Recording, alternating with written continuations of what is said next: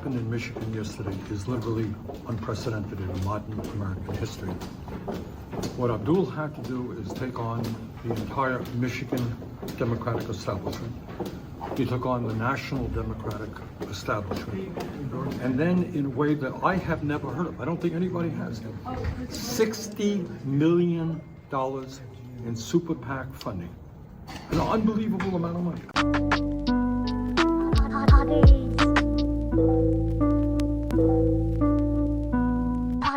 The moment you take a journey, what an act of... The moment you enter... Certainly, as you get older and experience more things, see things... Wisconsinites are my favorite people, by the way. Like everyone I met, I mean, some of these people are, you know, attacking Hong or whatever because they're trying to create a narrative here that like her tweets are really top of mind for these voters. But Wisconsin has some of the best, some of the coolest white people. Let's just say. I mean, Wisconsin has like a really great, you know, like obviously great radical history, but it is like a very, I mean, to me, it's definitely like, it's a state that like when you're in the right crowds or with the right people, like when I've been in Milwaukee or Madison, it feels like one of the most like pro-social places. Yes. Like people 100%. are like, I mean, that's one of the, like a lot of the Midwest does not feel like that, feels the opposite, but I often feel like the coolest moments that I had in the Midwest. The only other place I felt like that is Minneapolis. Minneapolis definitely like that, and like Minnesota's like that. Wisconsin's like that. I think Michigan to a certain degree is like that for sure.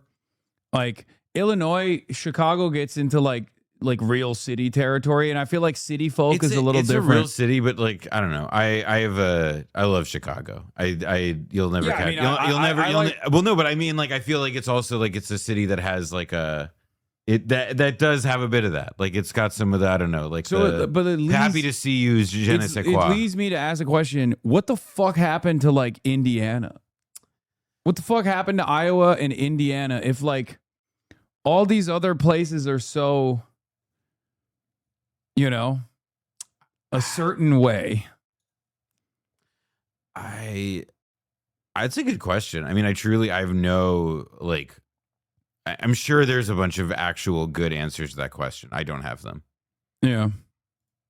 You do take different positions, and you regret some of the stuff you did. Now, Hong's leading opponent is David Crowley. He's the Milwaukee County executive.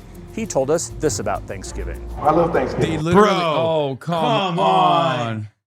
Sorry, today in questions we are asking a second grader. Dude, I'm sorry. Excuse me, candidate, your thoughts about Thanksgiving?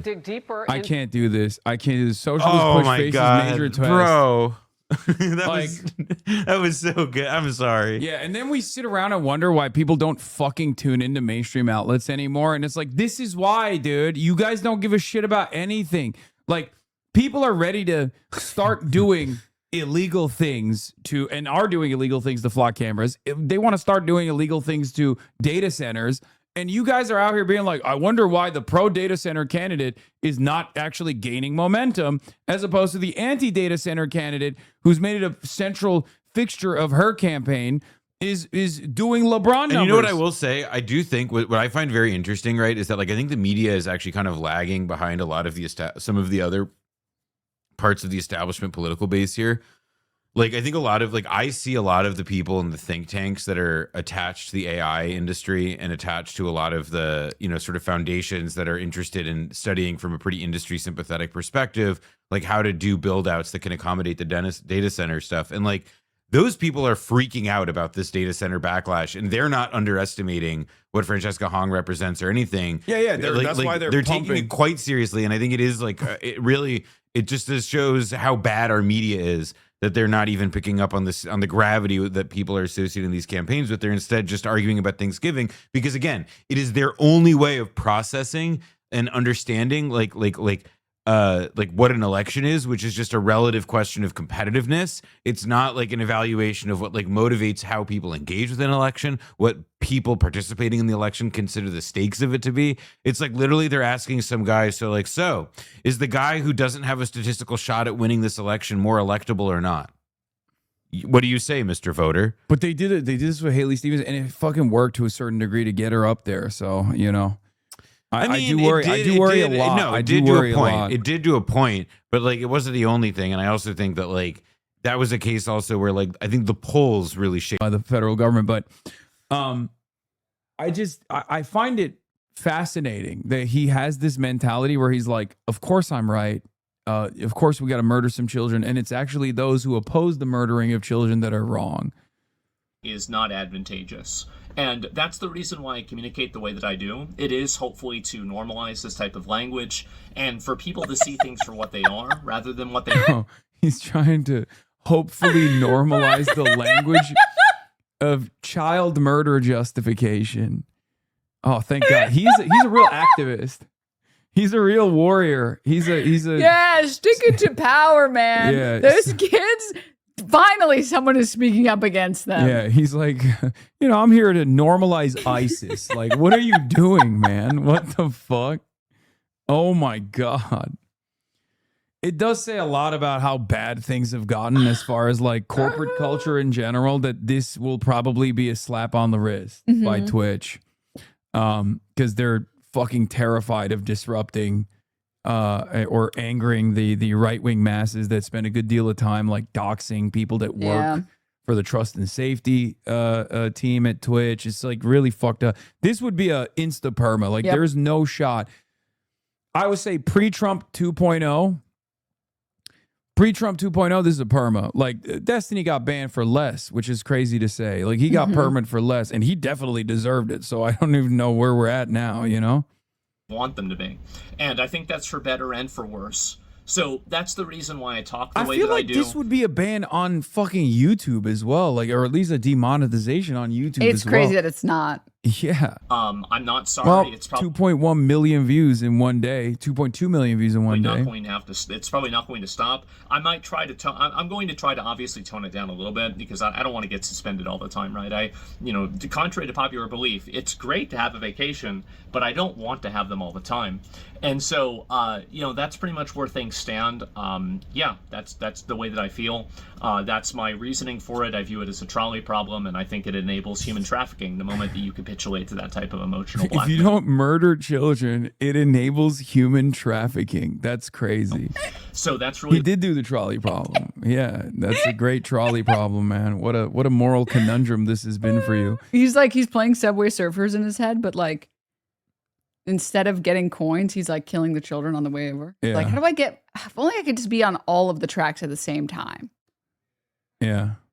The way that I feel. And I know this might be a harsh opinion. It might not be something that everybody agrees with, but I think it is the ethically correct thing to do, given the, the implications of doing otherwise. So anyway, that's the way that I feel. Now, what's going to happen now? I'll probably file an appeal in a day or so. Hopefully I can get unsuspended earlier. I don't really know. I'll probably, I can try to, I wish I could just talk to them. It's really funny. So Twitch emails me and they say yeah, you had an accidental content violation because you accidentally showed something on your stream you shouldn't have showed. And they sent me an email for this. So I said, I respond back. I'm like, oh yeah, my bad. I'm sorry. I didn't mean to do that. And so then I get suspended for 2 weeks. No email. I don't have any email. So this is the funniest thing, by the way. I actually don't even know this is why I got banned. Twitch has never communicated to me what the thing is that I did wrong that got me banned. I'm just guessing it's probably... Look, he's been around the block long enough. Yeah. You know how it goes. You say heinous shit, and if it actually reaches peak virality because it's so fucking heinous, that either it's base boosted by, ironically, Asmongold and the orbit of Asmongold, because my bans have always been oh, we misconstrued what he was saying, but it's actually, we're going to act as though he was actually saying to assassinate a sitting senator.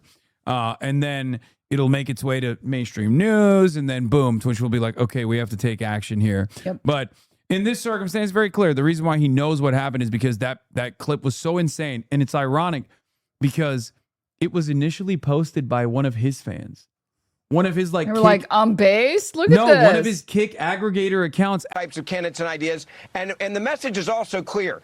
We hate America. We think it's fundamentally flawed. We want to destroy what it is now. We hate Jews, by the way. You're not welcome either. We also believe America deserved 9/11. This is who they are. When they tell you this, believe them. Look, you mentioned AOC. It's interesting because part of the far, far left, those Democrat socialists, they want to get, not part of it, part of their platform and the DSA platform is to get rid of the U.S. presidency. So what are you running for? Yes. I mean, it just sounds like a bunch of made-up stuff. El Sayed, by the way, if you're keeping score, is sticking to his support for government-run socialized health care. Watch this. Yeah, we don't have to live like this. We have an opportunity to guarantee cradle-to-grave health care. Would you need to increase taxes?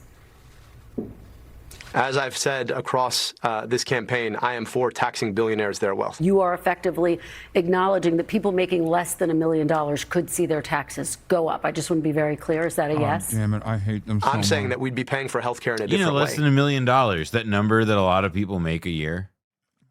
But also, all she's doing is soundbite mining. Because he describes how... No, it's about they just want to fish for the answer of like, will you raise taxes on the middle class? Yeah. Like that's so what they can, want. So they can hit like so they can hit that in attack ads. Like she's trying to farm an attack ad clip moment.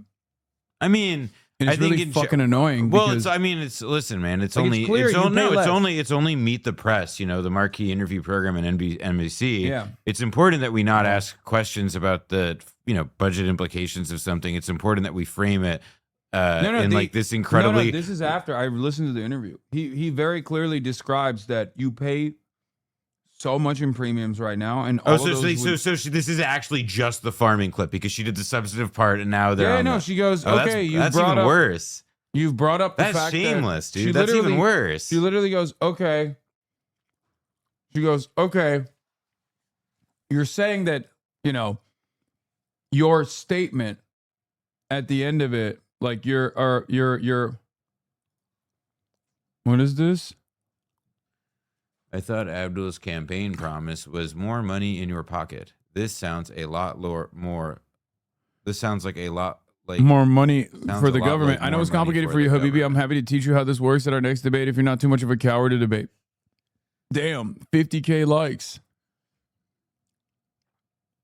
Dude, his whole like Taylor Swift dancing, like everything that he does that I think is like cornball shit, I think plays so well for like the millennial moms and stuff. What? Which part?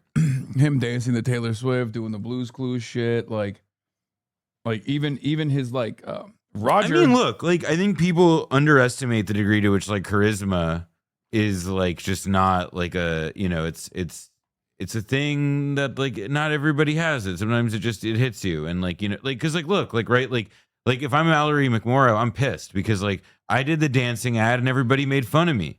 And Abdul El Sayed dances and everybody likes him. And, you could say that, like, there's probably something that's fair to be said about, like, men and women and representations of them in media and misogyny, sure. But I think we have to, if we're being honest, right? Like, we know that it's because, like, Abdul El Sayed, he's a charismatic guy. He kind of exudes it. It's natural for him. It doesn't look forced. He, like, sells it. And not everybody sells it. And that's okay. There are people on the other side of the aisle who unbelievable, like, in fact, there's some people, like our president, who in the act of how little he tries to sell anything is like his own kind of authenticity that people relate to. That's a kind of charisma too. And that's not taught. So it's like, to me, that's part of the like Abdul magic in that situation, or like that piece of it, right? Is that like, it's not just that like he's corny or whatever. It's that like, it's the hello human resources. Yeah, exactly. There is just some guys like, people are happy to talk to him. Yeah. Well, Haley Stevens was that charismatic.